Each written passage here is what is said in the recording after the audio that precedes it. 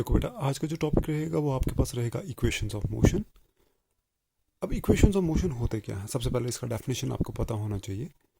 तो आप ये याद रखिए कि अगर आपके पास कोई बॉडी है, ये किसी भी बॉडी के लिए हो सकता है।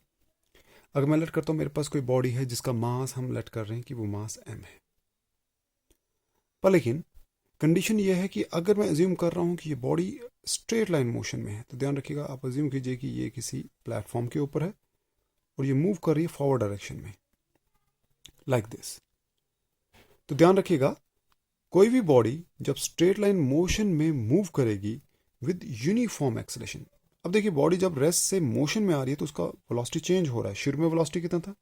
0। अब जब बॉडी रेस्ट से मोशन में आ गई, now it acquires what? Some velocity. अब आपके पास बॉडी यहाँ कहीं है, it is now acquiring what? क्योंकि मूव कर रही है तो उसका वेलोसिटी अब 0 नहीं है, इसलिए वो अब किसी वेलोसिटी v के साथ मूव कर रही है। तो आप देख रहे हैं, जब आपने इसको ऑब्जर्व करना शुरू किया था तब टाइम कितना था? t equals to 0। अब जब ये बॉडी मूव होकर यहाँ पे पहुंची, नेचुरली कुछ टाइम भी पास हो चुका है। लेट करते हैं वो टाइम कितना है? t। आप क्या देख रहे हैं, किसी इंस्टेंटेनियस टाइम पे जब हम इसको स्टडी कर रहे हैं तो इस इंस्टेंट ऑफ टाइम पे इसका वेलोसिटी, फाइनल वेलोसिटी v है, जो कि डिफरेंट है as compare of the initial velocity, जो कि शुरू में कितना था? 0। अब आपके पास जो चेंज इन वेलोसिटी आया विद रिस्पेक्ट टू टाइम, उसको हम क्या कहते हैं? एक्सेलेरेशन। अगर मैं लेट कर रहा हूं कि ये बॉडी आपके पास जो मूव कर रही है, ये किसी यूनिफॉर्मली एक्सेलेटेड मोशन में है, यूनिफॉर्मली एक्सेलेटेड मोशन में है along a straight line path. पर लेकिन ध्यान रखिए, कंडीशन क्या है कि बॉडी यूनिफॉर्मली एक्सेलेटेड मोशन में तो है, पर लेकिन अगर बॉडी का मोशन कैसा है? स्ट्रेट लाइन है। उस कंडीशन में हम अगर आपके पास एक मैथमेटिकल रिलेशनशिप निकालें, क्या निकालें? मैथमेटिकल एक रिलेशनशिप अगर हम डेवलप करें, किस किस के बीच में? आपके पास डिस्प्लेसमेंट, कि उस बॉडी ने डिस्प्लेसमेंट कितना किया है। Second, time. Third, velocity. And fourth, acceleration.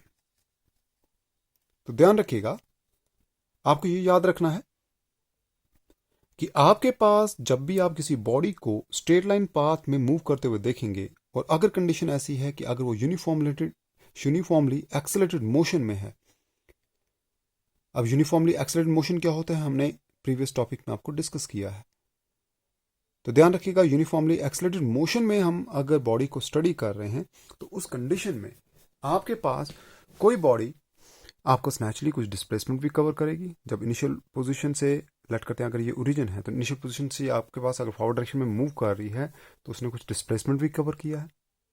आपके पास नो डाउट उसका इनिशियल वेलोसिटी 0 था, फाइनल वेलोसिटी जो कि हम इंस्टेंटेनियस वेलोसिटी से में देख रहे हैं वो अगर v है, तो नेचुरली जब ये मूव कर रही होगी तो वेलोसिटी में कंटिन्यूसली क्या आ रहा है? चेंज। पर लेकिन चेंज हम कह रहे हैं कि इस तरह से हो कि एक्सेलेरेशन क्या रहे? यूनिफॉर्म।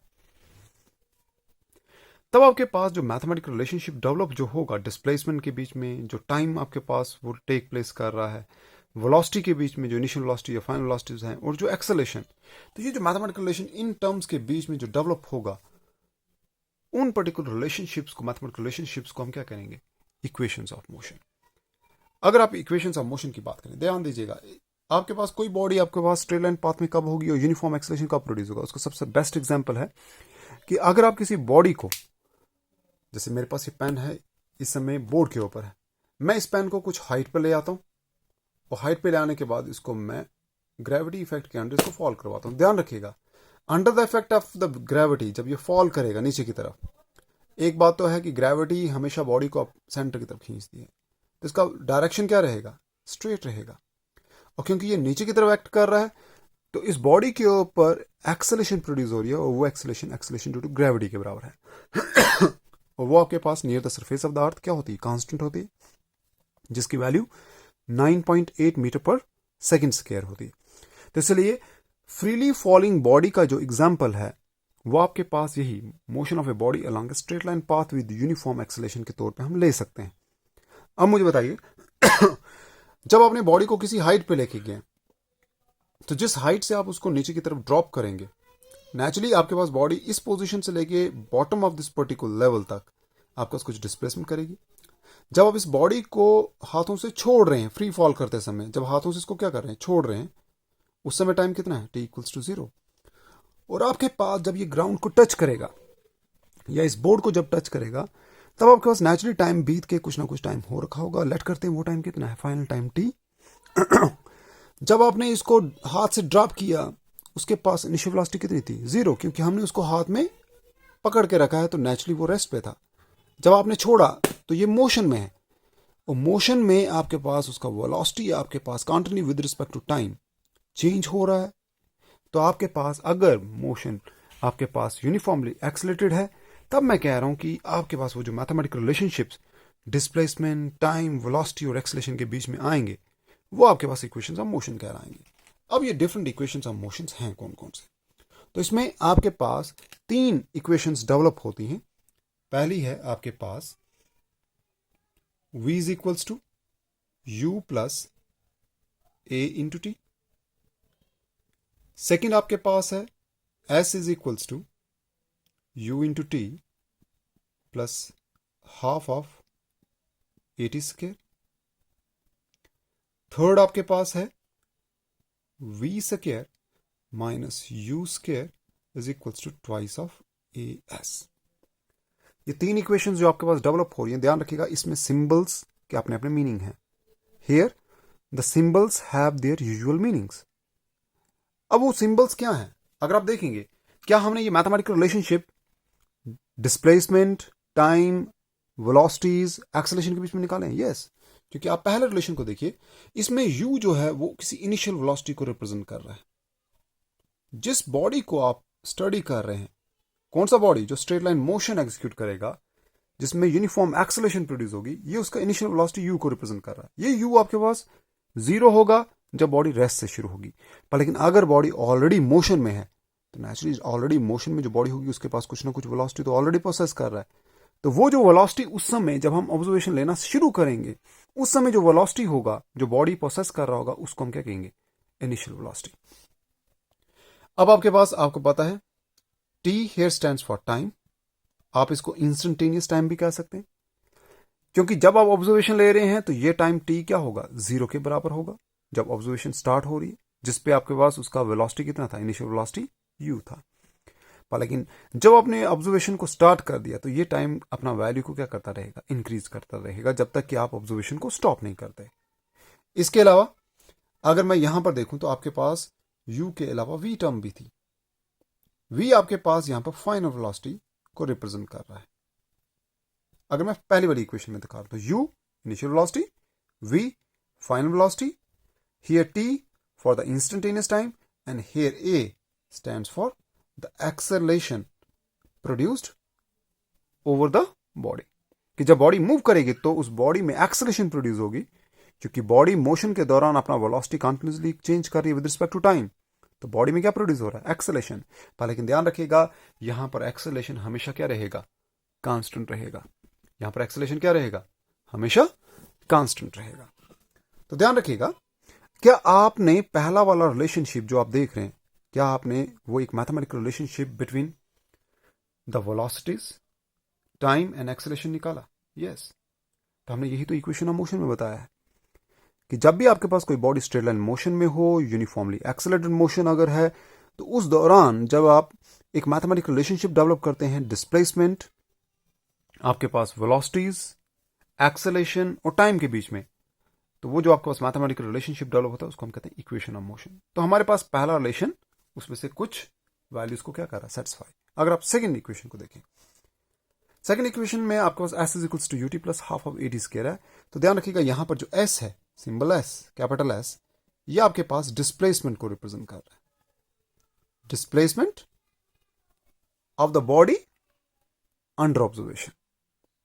तो ध्यान रखिएगा, s अगर डिस्प्लेसमेंट दिखा रहा है तो u क्या है, इनिशियल वेलोसिटी, t क्या है, इंस्टेंटेनियस टाइम, प्लस ये हाफ आपके पास कांस्टेंट है, a here stands for acceleration produced over the body and t is the instantaneous time.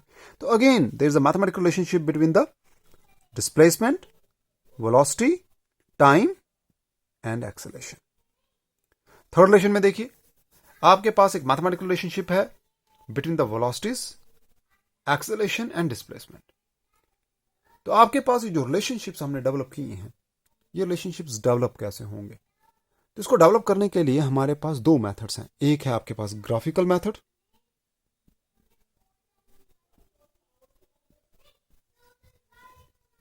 एक है हमारे पास ग्राफिकल मेथड, और दूसरा आपके पास है on the basis of the differentiation. हम इसको और इंटीग्रेशन, हम इसको कैलकुलस मेथड कहते हैं।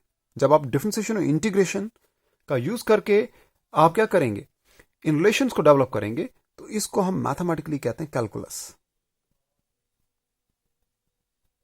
कैलकुलस। तो ध्यान रखिएगा, डिफरेंशिएशन और इंटीग्रेशन का यूज करते हुए भी हम इन रिलेशंस को निकाल सकते हैं। हम ग्राफिकल मेथड्स का यूज करके भी रिलेशंस निकाल सकते हैं। और ग्राफिकल मेथड्स के लिए कौन से रिलेशंस? जो आपने ऑलरेडी ग्राफ्स पढ़े हैं।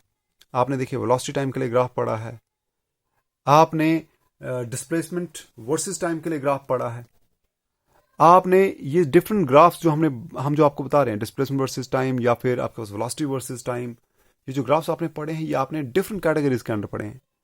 कभी आपने ये ग्राफ आपने यूनिफॉर्मली एक्सेलरेटेड मोशन के दौरान पढ़े हैं, कभी आपने एज पर सिलेबस को देखिए जो हम अभी तक हमें डिस्कस कर चुके हैं। तो ग्राफ्स को अगर आप देखेंगे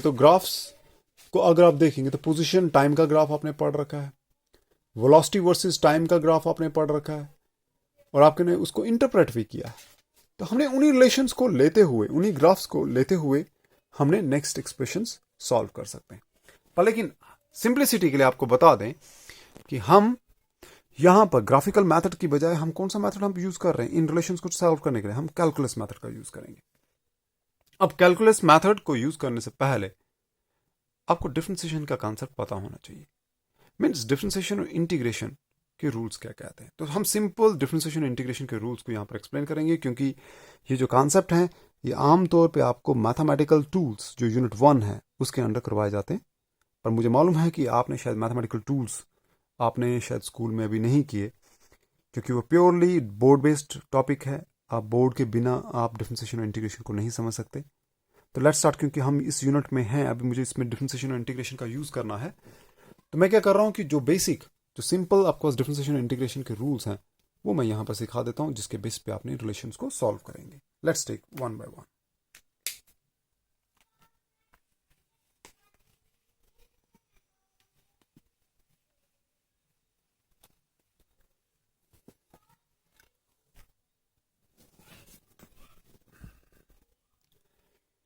हम पहला रिलेशन जो सॉल्व करेंगे that is derivation of v is equals to u plus at।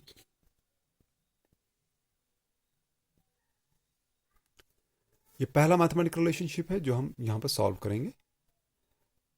अब इसके लिए आपने अज्यूम करना है कि आपके पास एक बॉडी है जो स्ट्रेट लाइन मोशन में क्या कर रही है, कांस्टेंट एक्सेलरेशन के साथ मूव कर रही है। तो ये अजम्पशन आपको पहले लेके चलना है कि let there be a body of certain mass m moving along a straight line path with constant acceleration. तो एक्सेलरेशन कितनी दिखानी है? कांस्टेंट, क्योंकि मोशन कैसा है? यूनिफॉर्म है।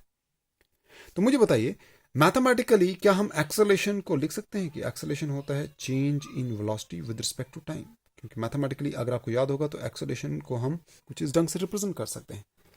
ये dv अपॉन dt क्या दिखा रहा है? हम dv अपॉन dt को लिख सकते हैं that is d upon dt of v। तो d अपॉन dt क्या बता रहा है? Rate of change of velocity. v here stands for what? Velocity. कि आपके पास वेलोसिटी में कितना चेंज आ रहा है विद रिस्पेक्ट टू टाइम। जब हम रेट की बात करते हैं तो मैंने पहले भी कहा है, पहले वाले टॉपिक्स में भी आपको समझाया ऑडियो लेक्चर्स में, कि rate is actually taken as what? With respect to time. कि जब आप टाइम के अकॉर्डिंग किसी चीज को क्या कर रहे हो? स्टडी कर रहे हो। तो एक्सेलरेशन क्या है? dv upon dt। तो ये जो टर्म हम एक्सेलरेशन को जब हम dv अपॉन dt लिख रहे हैं तो इसका मीनिंग एक्सेलरेशन को हमने डिफरेंशिएशन की टर्म्स में हमें क्या किया है? हमने इसको रिप्रेजेंट किया है। डिफरेंशिएशन का मीनिंग यहां पर है कि जब हम किसी चेंज को स्टडी करते हैं विद रिस्पेक्ट टू समथिंग। तो यहां पर हम किसके चेंज को हम स्टडी कर रहे हैं? वेलोसिटी में कितना चेंज आ रहा है उसको स्टडी कर रहे हैं टाइम के अकॉर्डिंग। तो हम इसको एक्सेलरेशन लिखते हैं। तो आमतौर पर ये वेक्टर क्वांटिटी है, इसके वेक्टर साइन, वेलोसिटी को वेक्टर साइन ले रहे हैं, पर लेकिन मैं यहां पर वेक्टर साइन को ओमिट कर रहा हूं, ठीक है, फॉर सिंप्लिसिटी के लिए। अब मुझे बताइए अगर मैं इस रिलेशन को देखूं तो a अगर dv अपॉन dt के बराबर है तो I can rearrange this mathematical relation को रीअरेंज करने पे dv किसके बराबर हो जाएगा, dt को मैं a के साथ मल्टीप्लाई कर सकता हूं, equals to a into dt, क्योंकि a into dt is on the left hand side equals to dv that is on the right hand side, और आपको पता है कि लेफ्ट हैंड साइड और राइट हैंड साइड अगर बराबर है तो I can write the right hand side equals to left hand side. तो मेरे पास एक रिलेशनशिप आ गया है, that is dv is equals to a dt। Let this be your equation number 1। अब हम क्या करेंगे,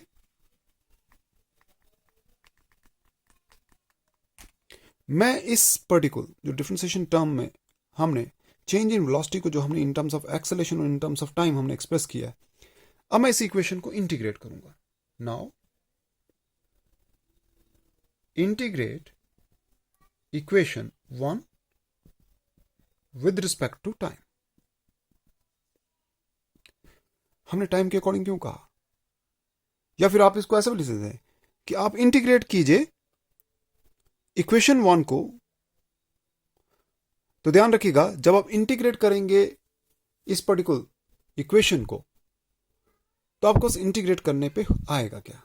अभी मैं विद रिस्पेक्ट टू टाइम के बजाय सिंपली इंटीग्रेट करते हैं, हम सिंपली इसको इंटीग्रेट करते हैं, हम कंडीशन नहीं लगा रहे।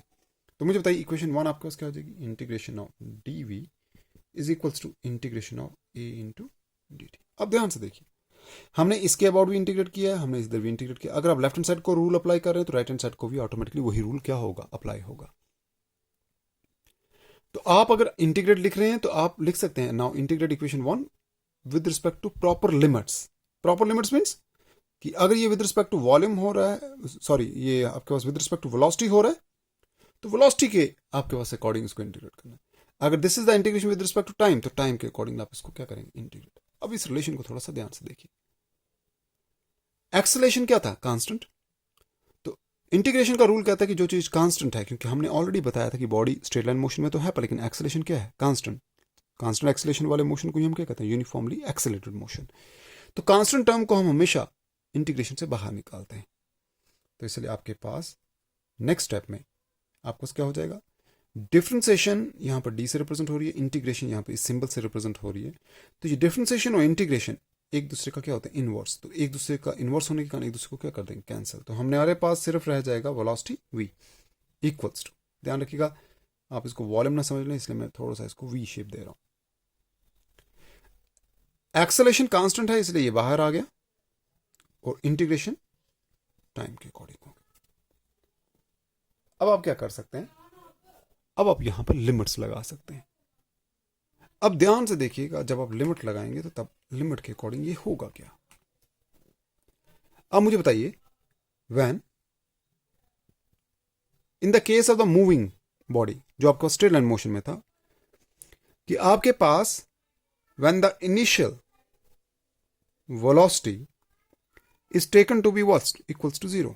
मुझे बताइए जब इनिशियल वेलोसिटी कितनी थी, u थी, तब आपके पास टाइम कितना था, एट दैट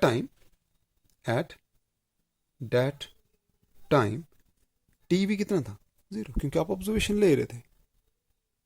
और ये सारी कंडीशन कब है, एट द बिगनिंग, जब आपने ऑब्जर्वेशन को लेना शुरू किया।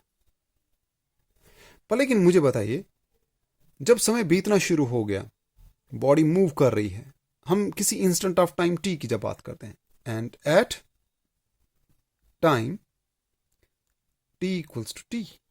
अब मैंने वो टाइम कितना ले रहा हूं, टी सॉरी, जब टाइम कितना हो गया, टी। अब आपके पास क्या वेलोसिटी यू रही, नहीं, अब वेलोसिटी चेंज हो चुकी है, और हम कहते हैं कि भाई उस समय आपके पास वेलोसिटी कितनी होगी है, v। तो at time t equals to t, let the final velocity is equals to v।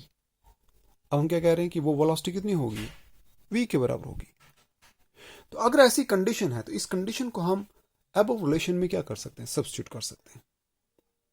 अब वो सब्स्टिट्यूट करते समय अब ध्यान रखिएगा, हमने यहां पर जो इंटीग्रेशन की टर्म्स को यहां पर और डिफरेंशिएशन की टर्म को कैंसिल किया। आप इसको अभी कैंसिल मत कीजिए, क्योंकि अदरवाइज हम लिमिट्स अप्लाई नहीं कर पाएंगे। आप इसको ऐसा लिखने दीजिए, that is integration of D रहने दीजिए। अब आप पहले ये लिमिट्स इन सबको अप्लाई कर दीजिए, क्योंकि आपके पास रिलेशन जो है वो आप क्या देख रहे हैं कि वो इंटीग्रेशन लेफ्ट हैंड साइड में क्या है, integration with respect to velocity है, और राइट हैंड साइड में integration with respect to time है। अब मैं इन कंडीशंस को इस पर्टिकुलर केस में हम सब्स्टिट्यूट करते हैं। Late this be your equation number star. मुझे बताइए जब ये कंडीशन यहां पर अप्लाई करेंगे तब आपके पास क्या होगा। ध्यान रखिएगा, जब t 0 है तब वेलोसिटी कितनी थी, u। जब t है तब वेलोसिटी कितनी है, v। ये वाली कंडीशंस आपने देखनी। 0 टाइम पे वेलोसिटी u है, t टाइम पे वेलोसिटी v है। ये फाइनल का केस है, फाइनल ऑब्जर्वेशन का केस है, ये इनिशियल ऑब्जर्वेशन का केस है। जब इस कंडीशन को मैं यहां पर अप्लाई कर रहा हूं, अब इसके बाद वाला स्टेप क्या होगा, उस स्टेप को मैं थोड़ा ऊपर लिख रहा हूं। इसके बाद वाला स्टेप मैं यहां पर लिख रहा हूं। अब मुझे बताइए यही एक्सप्रेशन क्या हो जाएगी, integration dv is equals to a integration of dt। ये वही इक्वेशन मैंने अभी लिखी। मुझे बताइए ये इंटीग्रेशन किसके अकॉर्डिंग थी, वेलोसिटी के अकॉर्डिंग, और ये इंटीग्रेशन किसके अकॉर्डिंग है, टाइम के अकॉर्डिंग। मुझे बताइए जब टाइम जीरो था, जब टाइम जीरो था, क्योंकि integration with respect to time, जब टाइम जीरो था तब वेलोसिटी कितनी थी, u। तो this is with respect to velocity, तो वेलोसिटी कितनी थी, u। जीरो टाइम पे वेलोसिटी u। जब टाइम कितना हो गया, t, जब फाइनल टाइम हो गया t, आपने अपर लिमिट लगा देनी t, तब आपके पास वेलोसिटी कितनी थी, v। अब आप यहां पर लगा दीजिए वेलोसिटी v। तो जब आप इन वैल्यूज को सब्स्टिट्यूट करते हैं यहां पर इस मैथमेटिकली टर्म में, तो ध्यान रखिएगा इसी पर्टिकुलर कंडीशन को कहते हैं लिमिट्स लगाना। किसको, इंटीग्रेशन को प्रॉपर लिमिट्स असाइन करना। अब हमने जैसे कहा था कि डिफरेंशिएशन इंटीग्रेशन क्या होता है, एक दूसरे का इनवर्स, हम इन दोनों को कैंसिल कर सकते हैं। तो मुझे तो इन दोनों को कैंसिल करने में हमारे पास सिर्फ लेफ्ट हैंड साइड में क्या रहेगा, v। पर लेकिन लिमिट्स कहां से कहां तक हैं, u टू v। तो आप इसके अबाउट लिमिट्स लगा देंगे u टू v, कि आप u वेलोसिटी से v वेलोसिटी तक जा रहे हैं, इक्वल्स टू एक्सेलरेशन a। अब राइट हैंड साइड में देखिए डिफरेंशिएशन और इंटीग्रेशन यहां पर भी क्या हो जाएंगे, कैंसिल, क्योंकि एक दूसरे का इनवर्स है।